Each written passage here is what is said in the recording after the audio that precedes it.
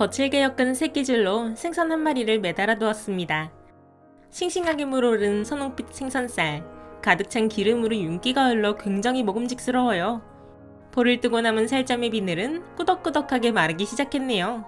내장을 감싸던 검은 막은 이미 바람에 쪼그라들었고요. 굳어 딱딱해진 생선턱, 수분이 없어 까맣게 자국만 남은 눈알, 어느 부엌에 들어가 사진이라도 찍어낸 걸까요? 그림은 놀라우리만큼 사실적입니다. 이 때문에 세상에서 가장 유명한 연어가 되었어요. 1877년 작품 다카하시 유이치의 연어입니다. 비늘 하나하나 아가미는 물론이고 새끼줄과 살점이 붙은 뼈까지 너무나도 생생한 이 연어. 일본의 중요문화재예요. 생선 그림이 어떻게 중요문화재가 되었을까요? 우리나라 미술교과서에서도 본 적이 있어요. 옆나라 교과서에 실릴 정도로 뭐가 그렇게 대단할까요? 또 화가는 왜 하필 그림의 주제를 연어로 정했을까요? 가장 좋아하는 생선이니까? 에이 설마. 이유를 알기 위해선 그의 인생을 돌이켜보아야 해요. 다카하시 유이치는 1828년 에도시대 대대로 검술을 가르치던 무사 가문에서 태어났습니다. 불과 2살 때 연필로 가족의 얼굴을 그릴 정도로 빼어난 신동이었어요. 이내 집안의 영향으로 다카하시는 번주 밑으로 들어가 공부를 시작하는데요. 번주란 말 처음 들어보시죠? 에도시대는 봉건제도나 다름없었어요. 번주는 쇼군, 즉 최고 권력자 아래 땅을 소유한 각 지방의 영주였죠. 다카하시 지역의 번주는 그의 그림 실력을 인정해 주었고 간호파 하가를 소개해 그림을 배우도록 배려합니다. 하지만 어디까지나 취미였고 매일 검술 연습을 하며 번주의 공무를 돕는 것이 우선이었어요. 취미여도 신동이었던 제주는 어디 멀리 가지 않았나 봐요. 간호파에서 정식으로 호까지 받게 되어요. 20살이 되는 해, 히로 오이나리 신서 천장에 묵으로 커다란 용을 한 마리 그립니다.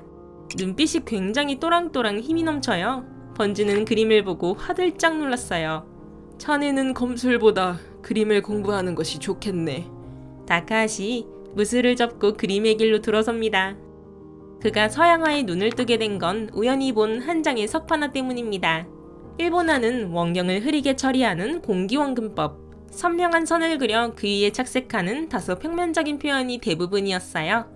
그가 본 서양의 석판화는 180도 달랐습니다. 투시도법에 근거한 원근 표현, 입체적인 질감 모두 3D 그 자체였으니까요. 새로운 화풍을 접한 다카하시, 서양화를 배워야겠다고 생각했어요. 하지만 당시 일본에는 서양화 교과서도 선생님도 없었습니다. 무려 10년이란 시간이 흘러 1862년 34살이 되어서야 반슈 시라베쇼 화학국, 즉 서양학과에 입학해요. 국가도 다카하시도 모두 처음이었죠. 유화물감과 교과서가 없긴 매한가지였습니다. 네덜란드 번역서로 겨우 공부했어요. 반쇼 시라베쇼에서 만난 동갑내기 가하카미 토우가이의 작품을 보세요.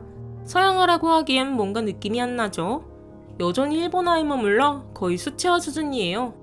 반쇼 시라베쇼라 할지라도 역시 서양화를 배우기엔 역부족이야.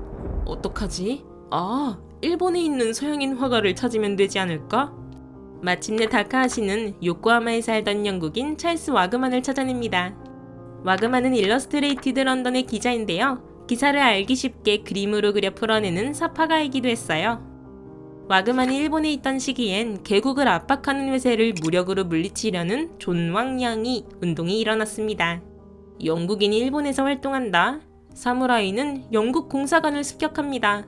이를 도우젠지 사건이라고 부르는데요. 와그만이 그린 당시 사파를 보세요. 엄청나게 묘사가 세밀하죠. 이런 와그만 덕분에 어떤 도구로 어떻게 그림을 그리는지 진짜 서양화를 배울 수 있었어요. 다카하시는 메이지 유신 이후 후진 양성에 모든 힘을 쏟아붓습니다. 대양남교의 교관으로 일하다가 1871년 학원을 설립해 서양화와 일본화를 가르쳤어요. 제자로 배출한 하라다 나오지로, 가하바타 쿄쿠쇼, 아라키 칸포는 일본 미술사에 기여한 거장입니다. 다카하시가 왜 유화 그림의 주제로 연어를 선택했는지 감이 오시나요? 그가 처음으로 서양화를 배운 학교 반쇼 시라베쇼와 관련 깊어요. 1853년 미국 매튜 페리는 검은색 함대를 이끌고 일본으로 찾아와 개항할 것을 요구했어요. 막부는 매튜 페리의 제안에 순식간에 공황에 빠졌죠. 세상 물정이 어떻게 돌아가는지 빨리 우리도 연구해야 하지 않겠나? 저 검은색 함대도 어떻게 만드는지 알아야 하고 말이야. 그래야 뭐라도 대응하지. 서양을 공부하기 위해 만든 국가교육기관이 반쇼 시라베쇼예요. 훗날 도쿄대학과 도쿄외국어대학으로 발전하였죠. 그럼 여기선 뭘 공부할까요? 먼저 공학과 수학 지리학입니다. 영어와 프랑스어도 배웠고요. 경제학과 화학도 있어요. 그럼 서양화는 왜 있었지? 바로 기록을 위해서입니다. 이 시절 사진이 없었냐고요? 당연히 있었죠. 하지만 야외 촬영이 불가했고 셔터 속도가 느렸어요. 흑백이라 기록 목적으로 활용하기엔 터무니없이 부족했습니다. 서양화는 유화도 있지만 드로잉도 포함해요. 적군을 정찰하며 지도나 다양한 정보를 기록으로 남기기에 제격이었죠. 다카하시도 에도 막부와 교토어수 사이에서 일어난 보신전쟁 정찰을 위해 파견된 적이 있었어요. 또 제도, 서양의 공학을 배우기 위해선 드로잉이 필요했던 것이 이유입니다. 기계를 설계하고 건축물을 지을 때 말이에요. 다카하시와 일본의 서양화란 아름다움을 담아내는 예술로서의 서양화가 아니에요. 식산흥업, 즉 서양 제국에 맞서 근대화를 이루기 위한 하나의 기술이었죠. 그래서 선택한 주제가 바로 연호입니다. 다카하시는 일본의 근대화와 후배 양성을 위해 일평생을 바쳤다고 했죠. 전통적인 일본화와 달리 서양화가 어떤 것인지, 서양화의 정확성과 사실적인 묘사를 알리기 위해서 연어를 그려야만 했습니다. 일본인들이 즐겨 먹던 누구나 다 알던 생선, 일본에서 연어는 신도, 즉 종교의 일환이기도 했어요. 가장 강력한 의미가 담겨 있으면서도 친숙한 대상이 연어입니다. 질감 표현에도 최적이었어요.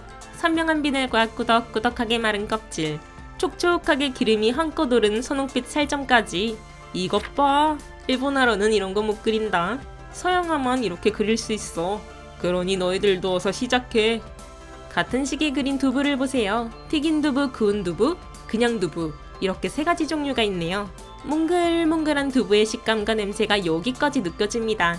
매화꽃을 곁들인 대구 요리. 와, 사진 아닌가요? 일본화와 다른 서양화의 특징을 부각하기 위해 가장 친숙한 것을 가장 궁극의 기술로 그려냅니다. 다카하시는 화가로서 말 그대로 기록에 집중합니다. 살아생전 남긴 작품 대다수가 추상화와 전장 풍경이었죠. 유곽에서 일하던 가장 높은 자리의 유녀, 오이란입니다. 메이지 일왕의 추상화를 남긴 것도 다카하시였어요. 개발되기 전 도시의 모습을 남기기 위한 도구도 역시 서양화. 야마가타 시가지와 미야기현의 모습을 생생한 유화로 남깁니다. 세상에서 가장 유명한 연어. 서양에서 서양 화가는 화가 개인의 내면을 표출하기 위해 그림을 그리죠. 반대로 다카하시는 실용학문 차원에서 육성된 궁극의 기술로 궁극의 연어를 그려냈습니다. 일본의 근대화가 이 한 장에 모두 담겼습니다. 당신의 인생작품 채널을 응원해주세요. 오늘도 영상이 좋으셨다면 구독과 좋아요, 멤버십 가입 꼭 잊지 말아주세요. 빠잉!